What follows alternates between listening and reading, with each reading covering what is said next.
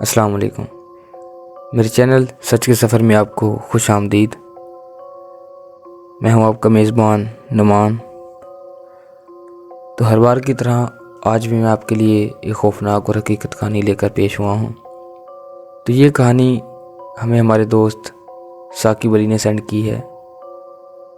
تو کہانی شروع کرنے سے پہلے میں آپ سے یہ کہنا چاہوں گا کہ آیت الکرسی کا احسار کر لیں، کیونکہ سنا ہے کہ جب ان چیزوں کا ذکر کیا جاتا ہے تو یہ کافی دلچسپی سے آپ کے قریب ہو کر سنتی ہیں۔ تو آئیے یہ کہانی ثاقب کے منہ زبانی سنتے ہیں۔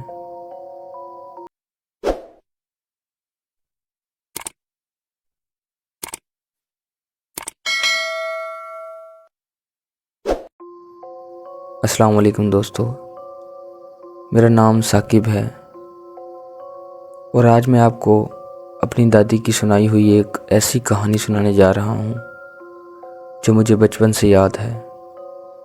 اور یہ کہانی 1947 کی ہے، جب ہمارا ملک آزاد ہوا تھا۔ لیکن اس آزادی کی قیمت کیا تھی یہ صرف وہی لوگ جانتے ہیں جو اس دور سے گزرے ہیں۔ میری دادی اللہ انہیں جنت میں جگہ دے اکثر یہ کہانی سنایا کرتی تھی۔ پہلے میں سمجھتا تھا کہ صرف بچوں کو ڈرانے کے لیے ایک خوفناک کہانی ہے، لیکن جب میں بڑا ہوا اور میں نے خود کچھ چیزیں دیکھیں تو مجھے سمجھ آیا کہ یہ سب سچ تھا۔ تو سنیے، یہ ہے زینب کی کہانی، میری دادی کی بہن کی کہانی۔ 1947 سے پہلے ہمارا گھر پنجاب کے ایک چھوٹے سے گاؤں میں تھا۔ گاؤں کا نام تھا چک شاہ پور، گجرانوالہ کے قریب۔ وہ ایک خوشحال گاؤں تھا جہاں ہندو، سکھ اور مسلمان مل جل کر رہتے تھے۔ میری دادی کے گھر میں 5 بچے تھے۔ دادی سب سے بڑی تھیں اور زینب ان سے 2 سال چھوٹی تھی۔ یعنی 1947 میں زینب کی عمر صرف 16 سال تھی۔ دادی کہتی تھی کہ زینب بہت خوبصورت تھی، لمبے کالے بال، گوری رنگت اور ایسا نورانی چہرہ کہ جو بھی دیکھتا ہی رہ جاتا۔ لیکن زینب صرف خوبصورت ہی نہیں تھی، وہ بہت نیک دل بھی تھی۔ گاؤں کے ہر غریب کے گھر کھانا پہنچاتی، بیماروں کی دیکھ بھال کرتی اور مسجد میں چھوٹی بچیوں کو قرآن پڑھانا سکھاتی تھی۔ زینب کی منگنی ایک اچھے خاندان کے لڑکے اکرم سے ہو چکی تھی۔ اکرم انگریز حکومت میں ایک پڑھے لکھے افسر تھے۔ شادی کی تیاریاں ہو رہی تھیں، گھر میں خوشیاں تھیں، لیکن پھر اگست 1947 آ گیا۔ دوستو، جو لوگ تقسیم ہند کے بارے میں تاریخ کی کتابوں میں پڑھتے ہیں انہیں صرف اعداد و شمار معلوم ہوتے ہیں، 10 لاکھ، 20 لاکھ اموات، 1 کروڑ ہجرتیں، لیکن اصل درد، اصل خون، اصل چیخیں صرف انہی لوگوں نے سنی تھیں جو وہاں موجود تھے، اور زینب وہ بھی وہیں تھی۔ اگست کے آخری ہفتے میں گاؤں پر عجیب سی خاموشی چھا گئی۔ ہندو اور سکھ خاندان راتوں رات چپ چاپ اپنے گھر چھوڑ کر جا رہے تھے۔ مسلمان خاندانوں کو اندازہ ہو گیا تھا کہ کچھ بہت برا ہونے والا ہے۔ ایک رات زینب کے ابا نے سب کو اکٹھا کیا اور کہا، کل صبح ہم لاہور کی طرف نکلیں گے، صرف ضروری سامان لے کر جانا ہے، سونا، پیسے اور کچھ کپڑے، باقی سب یہیں چھوڑنا ہوگا۔ دادی کہتی تھی کہ اس رات کسی کی آنکھ نہیں لگی۔ زینب ساری رات اپنی چھوٹی بہن فاطمہ کو گود میں لیے بیٹھی رہی۔ وہ گھر کے ہر کونے کو دیکھ رہی تھی، جہاں وہ پیدا ہوئی تھی، جہاں وہ پلی بڑی تھی، جہاں اس کی شادی ہونی تھی۔ اسے معلوم ہی نہیں تھا کہ وہ اس گھر کو دوبارہ کبھی نہیں دیکھے گی، اور نہ ہی یہ جانتی تھی کہ وہ خود بھی بہت جلد انسان نہیں رہے گی۔ اگلے دن سورج نکلنے سے پہلے پورا گاؤں خالی ہونے لگا۔ قافلے بن گئے تھے، کچھ پیدل، کچھ بیل گاڑیوں پر، کچھ گھوڑا گاڑیوں پر۔ زینب کا خاندان بھی نکل پڑا۔ ابا لاٹھی کے سہارے آگے چل رہے تھے، امی چھوٹے بچوں کو سنبھال رہی تھیں، دادی اور زینب پیدل چل رہی تھیں، ساتھ کچھ سامان بھی تھا۔ پہلے 2 دن کا سفر ٹھیک رہا۔ راستے میں دوسرے قافلے ملتے رہے۔ لوگ ایک دوسرے کو حوصلہ دیتے تھے، لاہور پہنچ جائیں گے تو سب ٹھیک ہو جائے گا، وہاں نیا گھر ملے گا، مشکل ہے مگر گزر جائے گی۔ لیکن تیسرے دن سب کچھ بدل گیا۔ دوپہر کا وقت تھا، سخت گرمی۔ سب ایک چھوٹی ندی کے پاس رکے۔ بچے پانی میں کھیل رہے تھے، عورتیں کھانا بنا رہی تھیں۔ اچانک دور سے ایک آواز آئی، پہلے ہلکی، پھر تیز، پھر بہت تیز۔ اللہ اکبر، انہیں پکڑو، کسی کو مت جانے دینا۔ ایک آدمی بھاگتا ہوا آیا اور چیخا، قاتل آ رہے ہیں، بھاگو، اپنی جان بچاؤ۔ جو اگلے چند گھنٹوں میں ہوا اسے الفاظ میں بیان کرنا ممکن نہیں۔ زینب کے ابا نے سب کو جنگل کی طرف بھاگنے کو کہا، لیکن ہجوم میں سب بکھر گئے۔ دادی اپنی امی اور چھوٹے بھائی کے ساتھ ایک طرف چلی گئیں، زینب اپنی بہن فاطمہ اور بھائی سلیم کے ساتھ دوسری طرف۔ جنگل بہت گھنا تھا، کانٹے، پتھر، زخمی پاؤں، لیکن پیچھے سے چیخیں آ رہی تھیں، آگ کے شعلے دکھائی دے رہے تھے اور کچھ اور جو کہا نہیں جا سکتا۔ زینب نے فاطمہ کا ہاتھ مضبوطی سے پکڑ لیا تھا۔ سلیم آگے راستہ تلاش کر رہا تھا۔ ساری رات وہ جنگل میں بھاگتے رہے۔ صبح ہوئی تو لگا کہ وہ بچ گئے ہیں، لیکن وہ غلط تھے۔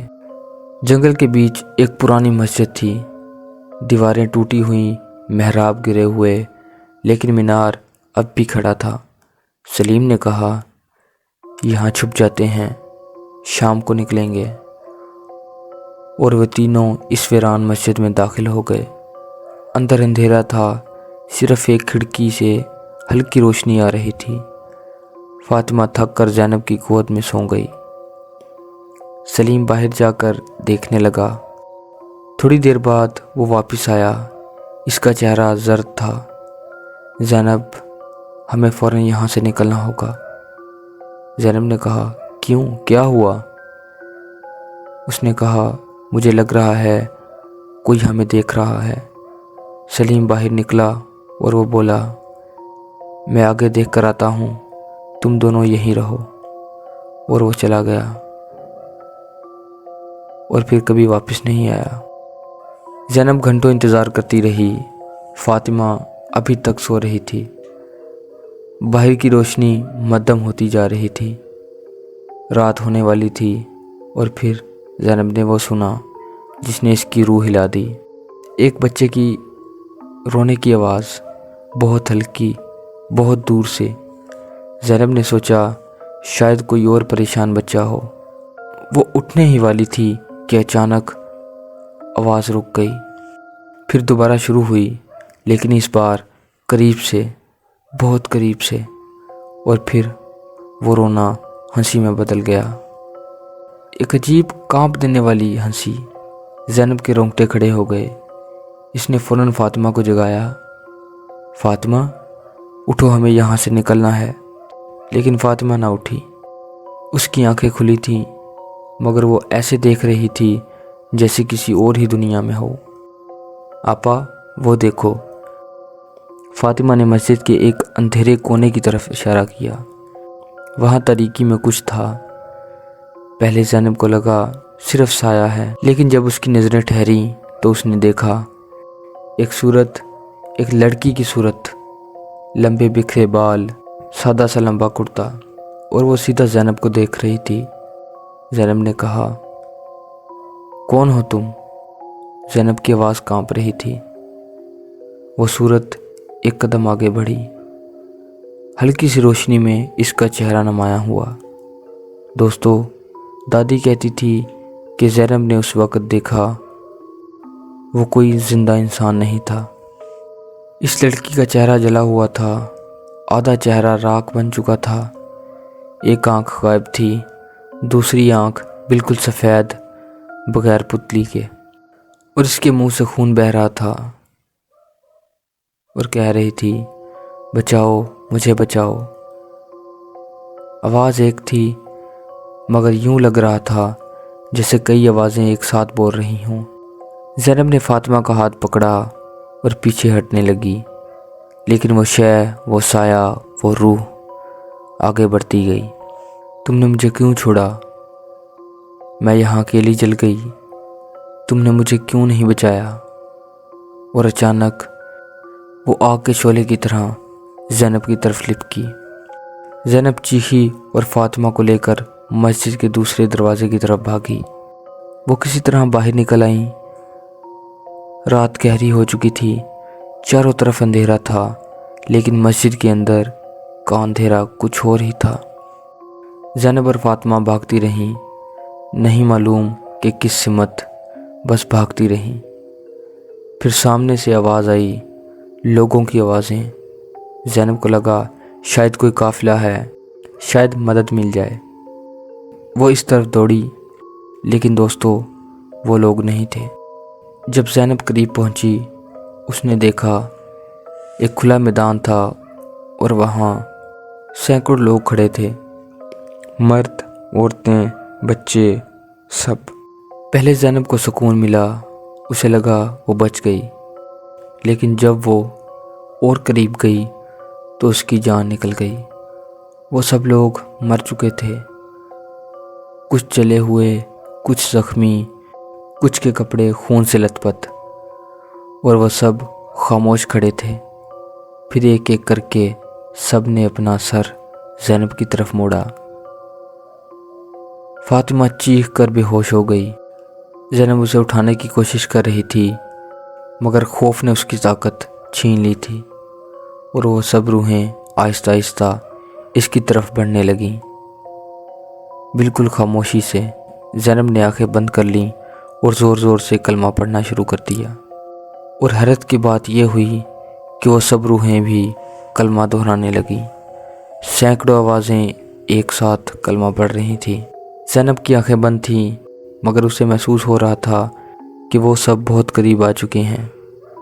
तभी एक बूढ़ी औरत की आवाज़ आई, बेटी आंखें खोलो। ज़ैनब ने कहा, नहीं, मैं नहीं खोलूँगी, अल्लाह के नाम पर चले जाओ। उस औरत ने कहा, बेटी हम तुम्हें नुकसान नहीं पहुंचाना चाहते, हम सिर्फ घर जाना चाहते हैं, हमें रास्ता नहीं मिल रहा। ज़ैनब की आंखों से आंसू बहने लगे। वो समझ गई ये सब तक़सीम में मारे गए मासूम लोग थे, उनकी रूहें भटक रही थीं। ज़ैनब ने हिम्मत करके आंखें खोलीं। जो मंजर उसने देखा वो बयान से बाहर था। सैकड़ों रूहें, बूढ़े, औरतें, बच्चे, कोई रो रहा था, कोई ज़ख्मी जिस्म को थामे खड़ा था, कोई खाली नज़र से देख रहा था, और सब उम्मीद भरी नज़रों से ज़ैनब को देख रहे थे। उस औरत ने कहा, बेटी हमारे लिए दुआ करो ताकि हमें सुकून मिले। ज़ैनब के लबों से कुरान की आयत जारी थी। वो रात भर इन सब के लिए दुआ करती रही। फजर से पहले वो सब एक एक करके गायब होने लगे। आखिर में वो बूढ़ी औरत बाकी रह गई। उसने ज़ैनब का हाथ थामा, हाथ बर्फ़ की तरह ठंडा था, और कहा, बेटी तुम बच जाओगी, अल्लाह तुम्हारी हिफाजत करेगा, लेकिन हमें मत भूलना, हम सबको जो यहाँ मारे गए, हमारी कहानी सुनाना ताकि ये दर्द याद रहे। और वो भी गायब हो गई। सुबह की रोशनी फैली तो मैदान खाली था। फातिमा ज़ैनब की गोद में सो रही थी, बिल्कुल सही सलामत। ज़ैनब और फातिमा पैदल चलती रहीं। 2 दिन बाद उन्हें एक महाजर कैंप मिला, और वहाँ अल्लाह का करम, इन्हें दादी और छोटा भाई मिल गए। लेकिन सलीम, अब्बा, अम्मी और बाकी बहन भाई कभी नहीं मिले। 1947 की हिजरत में ज़ैनब का ख़ानदान बिखर गया और वो लाहौर में आबाद हो गई। अकरम भी फसादात में मारा गया। बाद में इसकी शादी कहीं और हुई, बच्चे हुए, ज़िंदगी चलती रही। लेकिन दादी कहती थी ज़ैनब कभी पहले जैसी ना रही। वो रात, वो मस्जिद, वो रूहें हमेशा इसके साथ रहीं। 1965 में सिर्फ 35 बरस की उम्र में ज़ैनब का इंतकाल हो गया। दादी कहती थी ज़ैनब ने अपनी ज़िंदगी 1947 में ही छोड़ दी थी। باقی عمر تو بس ایک سایہ تھی۔ دوستو، یہ تھی زینب کی کہانی۔ مجھے نہیں معلوم اس نے جو دیکھا وہ حقیقت تھا یا خوف کا اثر، لیکن ایک بات یقینی ہے، 1947 میں لاکھوں زینب تھی، لاکھوں بچے، لاکھوں مائیں، لاکھوں بزرگ۔ کچھ نے اپنی جان کھوئی اور کچھ نے اپنی روح۔ آج ہم آزاد فضا میں سانس لیتے ہیں تو یاد رکھنا چاہیے کہ یہ آزادی کس قیمت پر ملی، اور ان سب روحوں کے لیے دعا کرنی چاہیے کہ اللہ انہیں سکون عطا فرمائے، آمین۔ اگر آپ کو یہ کہانی پسند آئی ہو تو لائک کریں، سبسکرائب کریں اور کمنٹس میں ضرور بتائیے گا کہ کیا آپ کے گھر میں بھی کوئی ایسی پرانی کہانی ہے یا نہیں۔ تو تب تک کے لیے اپنا خیال رکھیں۔ اللہ حافظ۔